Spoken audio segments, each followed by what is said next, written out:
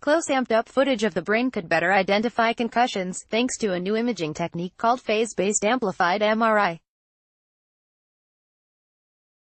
Buzz 60. When I was at Brown University, I started my first company with a few professors. We decided to raise money and invited venture capitalists to our offices for our pitch. During one meeting with a well-known VC, he started introducing himself to the group, but when he came to me, instead of an intro, he looked my way and asked, "Would you mind getting me a cup of coffee?" To be fair, I probably looked like an underage intern at the time. But I wasn't going to argue or take it as an insult, so I said, "Sure." We didn't have a coffee maker, so I ran as fast as I could to Starbucks. Meanwhile, my team sat in the conference room and made small talk until the VC finally asked if we should get started. Members of my team looked at each other awkwardly, until one of the professors finally spoke up. "Well, we could, except that you sent our CEO out to get coffee." As you can imagine, I received lavish apologies when I returned with the coffee. The investor made an embarrassing error in judgment, focusing on the cover rather than cracking the book. One didn't mind. As a brain scientist, I understood why he made a snap judgment. Close with 88 keys and hundreds of internal strings, a standard piano produces a slew of unique sounds and tones. Numerous experiments have shown us that our brains make quick judgments at an unconscious level before we are even aware that we are making a decision.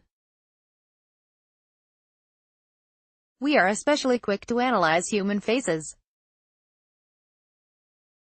One recent experiment scanned people's brains as they were shown an image of a face for mere milliseconds, not long enough to consciously process it. Researchers found that the amygdala region of the brain lit up and determined trustworthiness almost instantly, and results were consistent with other respondents who had been given time to consciously study a face before deciding who looked trustworthy. More, how rich is Papa John Schnatter? You'll be amazed. More, Waterpik recalls Sonic Fusion flossing toothbrushes over potential fire, burn hazards. More, Ivanka Trump brand removed from Hudson's Bay stores in Canada. That's right, we tend to base trustworthiness on nothing more than a split-second impression, and we do it subconsciously.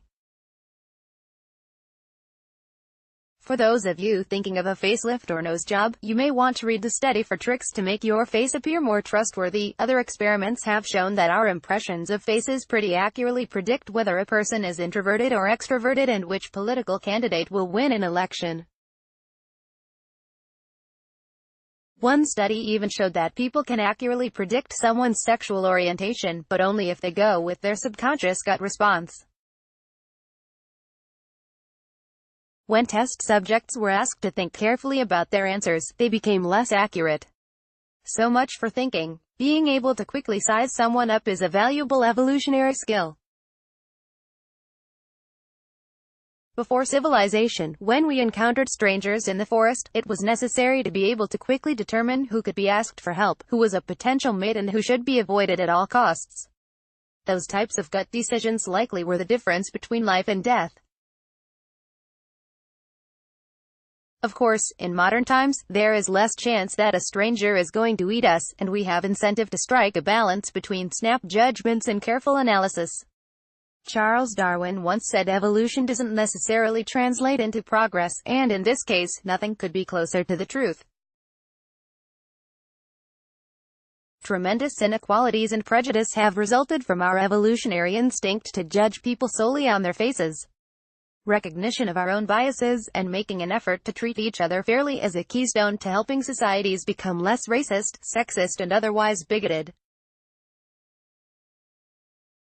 When you're a test subject sitting in a lab, there's no downside to making a fast judgment. But when you're meeting a real human with whom you'd like to establish a real relationship, it often can do more harm than good. Just ask the investor who sent me to Starbucks. More, Facebook and other social networks may be too big to succeed. More, Facebook fallout. Our brains aren't as well equipped to decide if a company is trustworthy. More, fake news. How our brains lead us into echo chambers that promote racism and sexism. Truth be told, I had no problem fetching the coffee. My understanding of the brain has led me to expect a certain amount of bias from people, and I generally tolerate it when aimed at myself, just not at others. It was a funny and humbling experience, and I'm proud of the way I reacted. Besides, the investor's request perhaps had nothing to do with his prejudice at all. Maybe his brain just made the snap decision that I am a trustworthy coffee barista. Jeff Stibel is the former CEO of Web.com and vice chairman of Dun. He is the USA Today best-selling author of Breakpoint and Wired for Thought. Follow him on Twitter at @Stibel. The views and opinions expressed in this column are the author's and do not necessarily reflect those of USA Today. Read or share this story. https://usat.ly/2utpo